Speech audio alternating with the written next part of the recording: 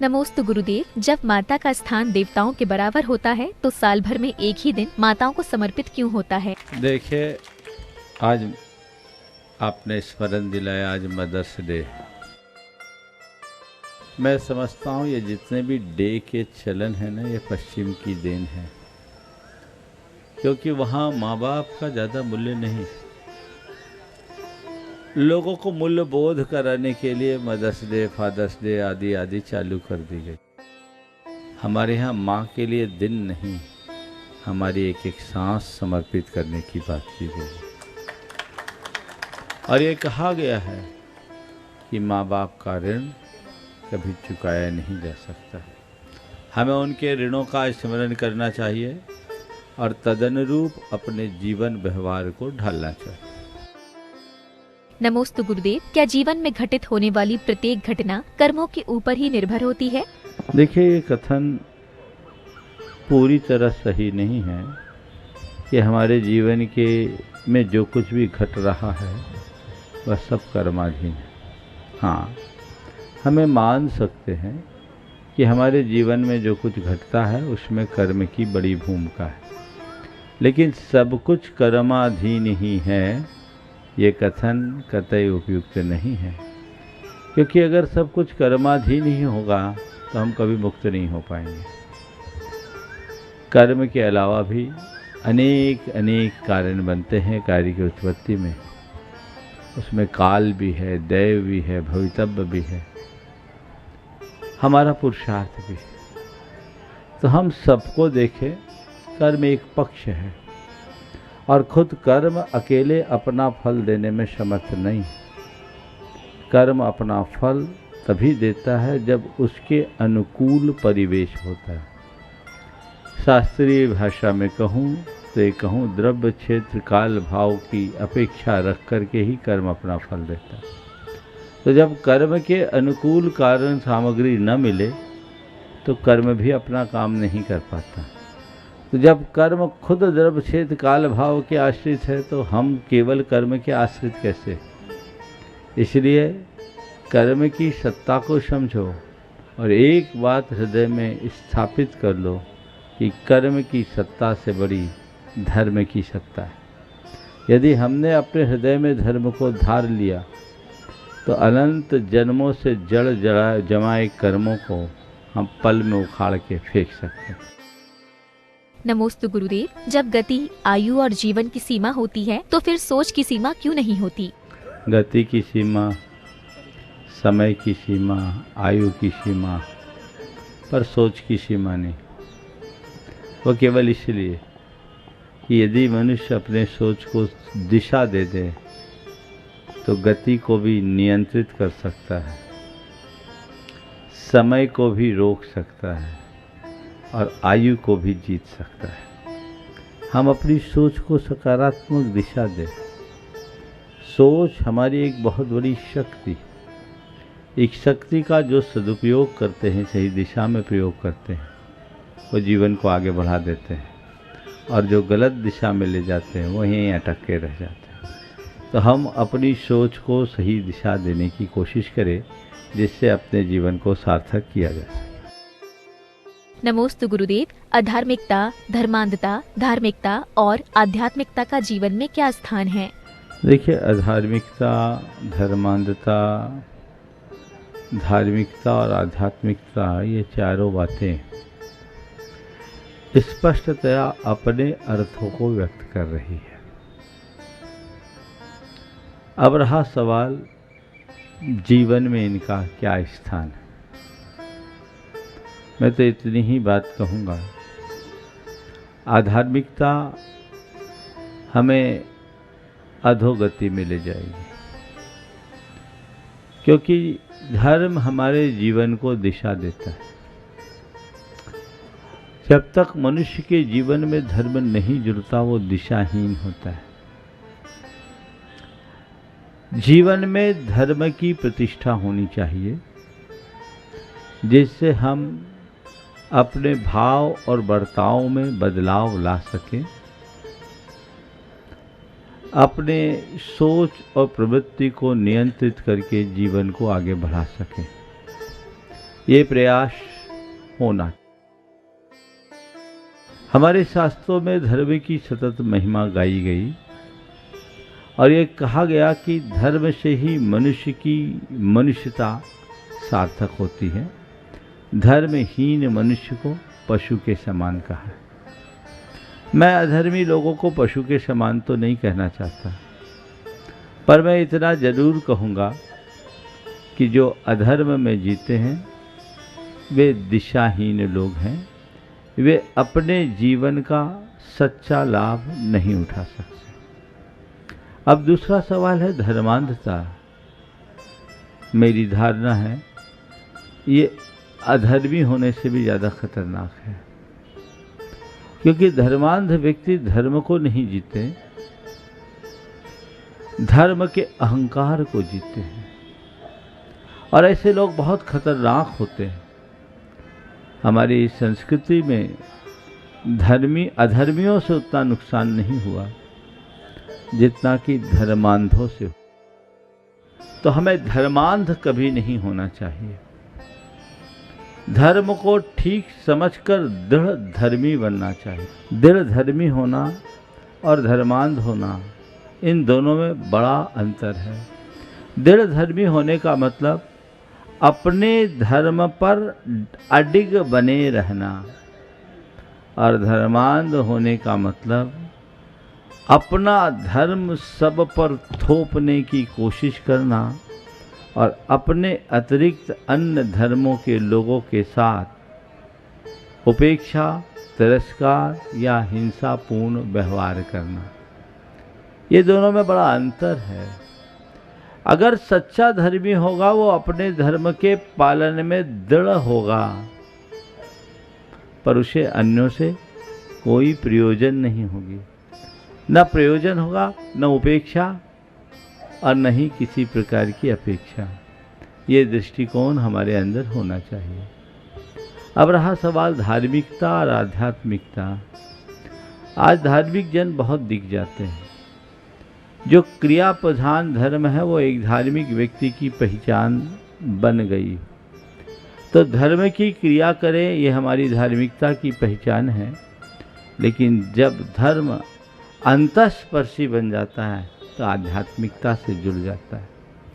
क्रियाओं के धर्म को जब हम विचारों के धर्म में परिवर्तित करते हैं, तब कहीं जाकर हमारे अंदर अध्यात्म जुड़ता है। इसलिए मैं कहूँगा व्यक्ति दृढ़ धर्मी बने, अध्यात्मी बने, जिससे जीवन की बेहतरी घटित की जा सके।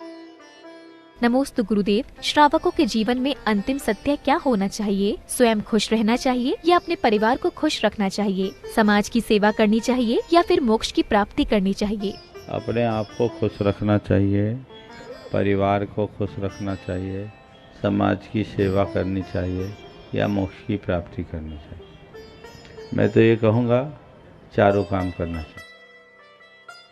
सबसे पहले अपने आप को खुश रखो, तभी परिवार को खुश रख सकोगे। खुद खुश रहोगे, औरों को खुश रखोगे, तभी समाज की सेवा कर सकोगे। और जब अंदर से जागोगे तो मोक्ष की साधना कर सकोगे।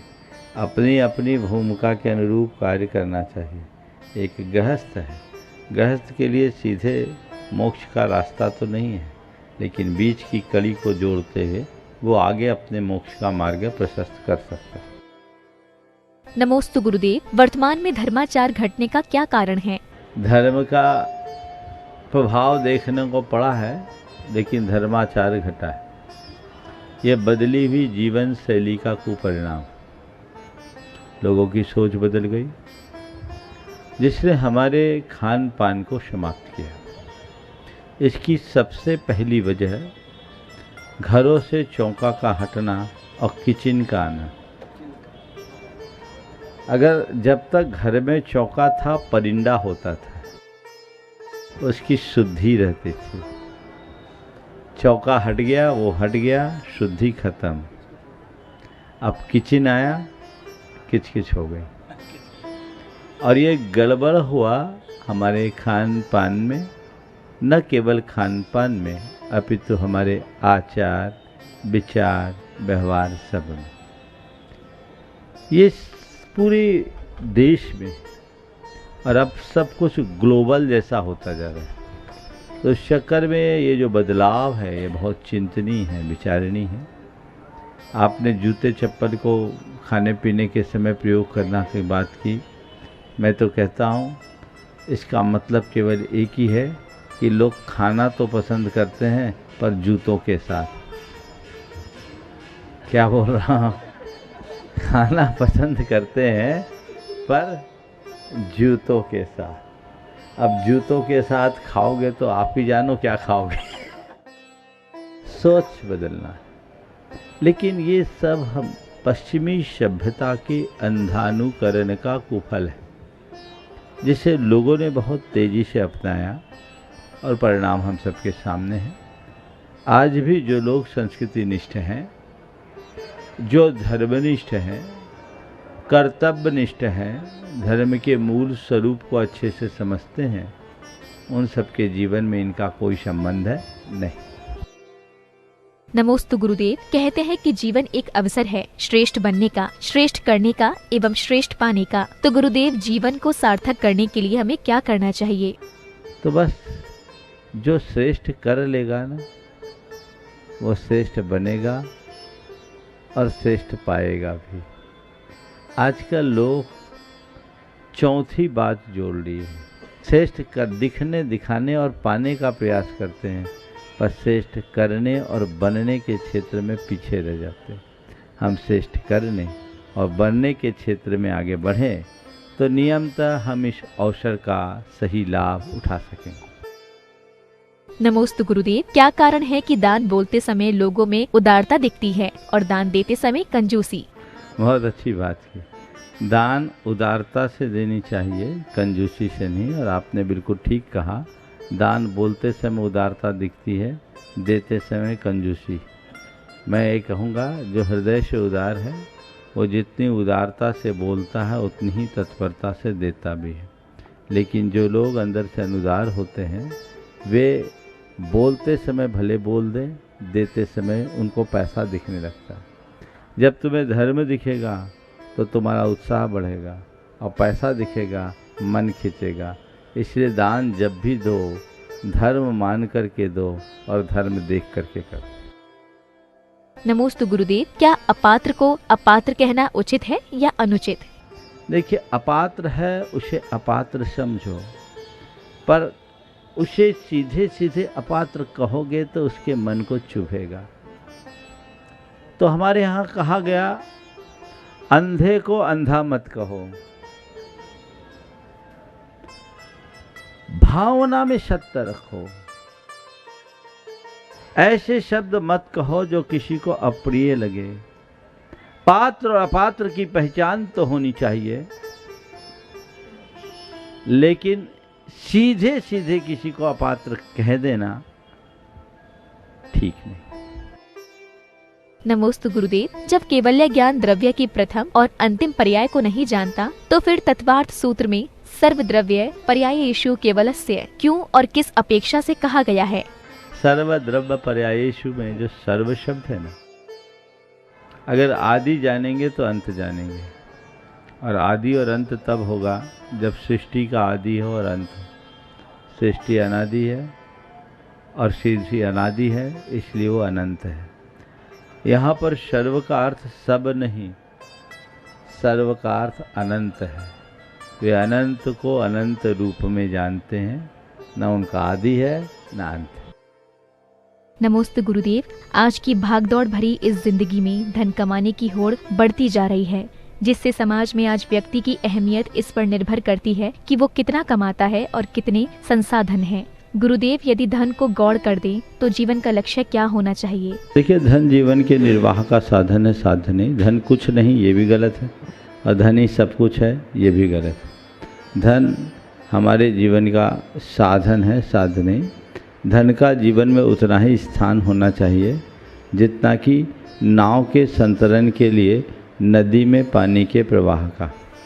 पानी के प्रवाह के अभाव में नाव तैर नहीं सकती, लेकिन सदैव इस बात को ध्यान में रखना चाहिए, पानी नाव के नीचे हो, नाव के भीतर नहीं।